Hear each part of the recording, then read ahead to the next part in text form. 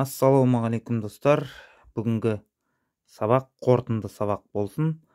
Қорытынды сабақта мен сіздерге осы Рубик текшесін 10 сабақ бойы үйреткен қадамдарымды түгелдей бір сабақта құрастырып шығатын боламыз.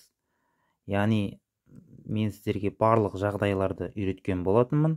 Оның барлығын қазір орындамаймыз. Тек мысалға 7-ші сабақта, 8-ші сабақта 7 жағдайды үйретсем, соның тек қана біреуін қазір орындаймыз. Сосын жаңағы 9-ші сабақта 2 жағдайда кездесті, соның біреуін орындаймыз. Және соңғы 10-ші сабақта 4 жағдай кездесті, соның тек біреуін орындаймыз. Яғни бастайық Рубик текшемізді құрастырып. Мына ақ түсті жоғарыға аламыз. Барлығын мен сізге үйреткен болатынмын, сондықтан да қарап бірге менімен құрастырып отырыңыздар. Ақ түстің қасына қосу таңбасын жинаймыз. Міне, ақ түсіміздің қасына қосу таңбасын жинап жатырмыз.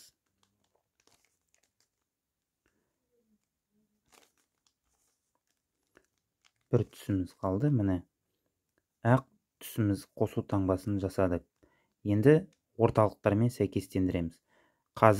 Мен құрастырған кезде орталықтар өзі автоматты түрде орындарына келді. Сондықтан да көбегімізді айналдырамыз. Жаңа ақ түс жоғарыда болды. Енді біздер бұрыштарды қоямыз орындарына. Мына бұрыш өзінің орнында тұр. Оны жоғарыға шығарып, пиф-паф әдісін 3 рет орындаймыз.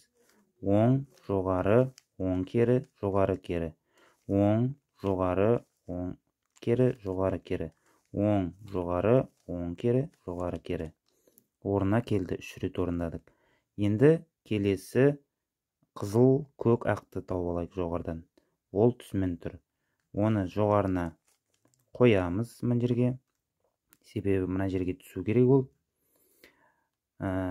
Егер оң жағымызда тұрса, міне мынау жоғары, оң жағымызда тұрса, 1 рет орындаймыз пиф-паф.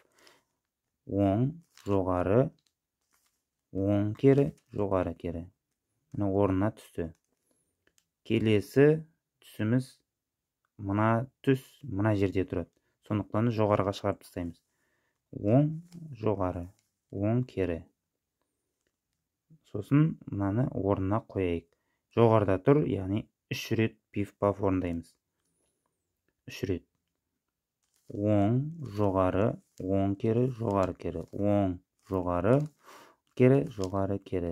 Оң, жоғары, кері, жоғары, кері. Міне орнына түсті. Және мына бұрышымызды өзінің орнының жоғарына әкеліп қояйық. Сосын мына алдында тұрса, фронтта тұрса, яғни оң жақ жоғары. 5 рет орындаймыз пиф-пафты. Ал кеттік. 1, 2, 3, 4, 5. Міне 5 рет орындадық, орнына келді. Енді біздер қабырғаларды орындарына қоямыз. Сабақтарда үйреткендей, яғни сарысы жоқ қабырғаларды іздеп тауып аламыз.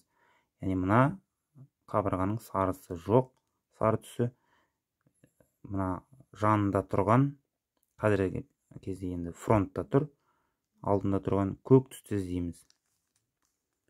Сәйкес келмейді, мына жерде келеді. Енді бұл мына жаққа түсе ме, или мына жаққа түсе ме? Қызыл, көк мына жаққа түседі, сондықтан да оң бағыттағы алгоритмдерді орындаймыз. Ол былай. Жоғары, оң, жоғары, кері, оң, кері. Сосын көбегімізді бұрамыз. Мына жаққа қарай. Сосын жоғары, кері, сол, кері, жоғары сағат тілімен, сол сағат тілімен орнына қойдық. келесі түсіміз сарысы жоқ түс, мына көкті тауып аламыз. Ол мына жағымызда тұр. Орнына қойдық. Ол мына жаққа түсу керек, мына қабырғаға. Енді оны орындау үшін сол жақ пиф-пафты орындаймыз. Міне, жоғары кері, сол кері, жоғары сағат тілімен, сол сағат тілімен. Және мына бағытқа бұрамыз. Және мынандай алгоритмдерді орындаймыз. Жоғары, оң, жоғары кері, оң кері. Орнына келді. Келесі. Біздің жасыл түсіміз бен қызыл түсіміз бар екен. Өзінің сәйкестендіріп қоямыз. Және ол түс, ол қабырға мына жерге түсу керек. Ол үшін сол бағыттағы алгоритмді орындаймыз. Жоғары, кері, сол кері, жоғары сағат тілімен, сол сағат тілімен. Сосын көбегімізді бұрамыз. Жаңа сол жақта пиф-пафты орындадық, достар. Енді ары қарай орындаймыз. Жоғары, оң, жоғары кері, оң кері. Міне, орнына келді. Мына жердегі сарғыш пен жасыл түсті орнын тауып аламыз. Міне, орнын таптық. Енді ол мына қабырғаның орнына түсу керек. Орнына қойайық. Ол үшін сол жақ пиф-пафты орындаймыз. Жоғары кері, сол кері, жоғары, сол. Және сол жаққа бұрамыз. Жоғары, оң, жоғары кері, оң кері. Екі қабатын, төменгі екі қабатты құрастырып болдық. Енді бізде жоғарыда қосу таңбасы. Мына жерде уже бізде қосу таңбасы шығып тұр екен. Қосу таңбасын жасауымыз керек еді. Көрдіңіздер ме, достар, өзі кей кезде автоматты түрде шығады.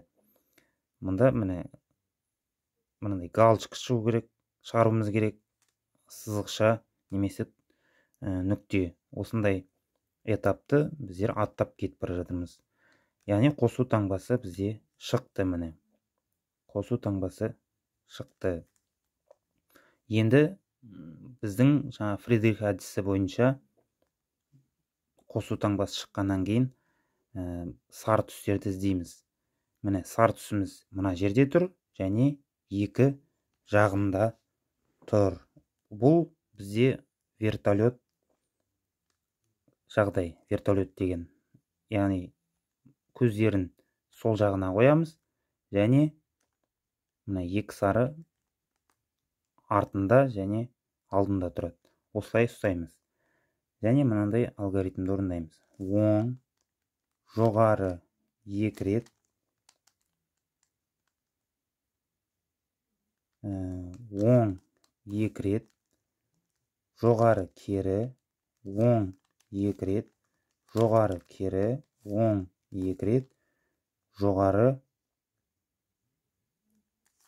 екі рет және оң. Осылай етіп, жоғарғы бетті толықтай жинадық. Енді бізде екі бұрышы сәйкес келетін жағдай бар және мына екі бұрыш бірдей келсе, бірінші жағдай, және мына екі бұрыш бірдей келсе, екінші жағдай. Бізде мына бұрыш келіп тұр, мына бұрыш жоқ. Мына бұрыш келмей тұр, мына бұрыш келмейді. Яғни мына екі келіп тұрған бағытты жасыл түсіне қойып аламыз. Сонда біздің екі бұрышымыз келіп тұр. Екі бұрышымыз келіп тұрған жағдайда біздер оны сол жағымызға қоямыз. Сол жағымызға және мынандай алгоритмді орындаймыз. Міне, осылай ұстаймыз. Жоғары келіп тұрған бағытты сол жағымызға ұстап алгоритмді орындаймыз.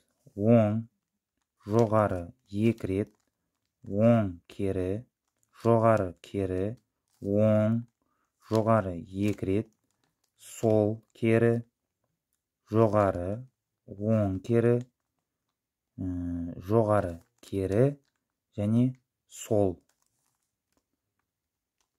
Сол сағат тілімен.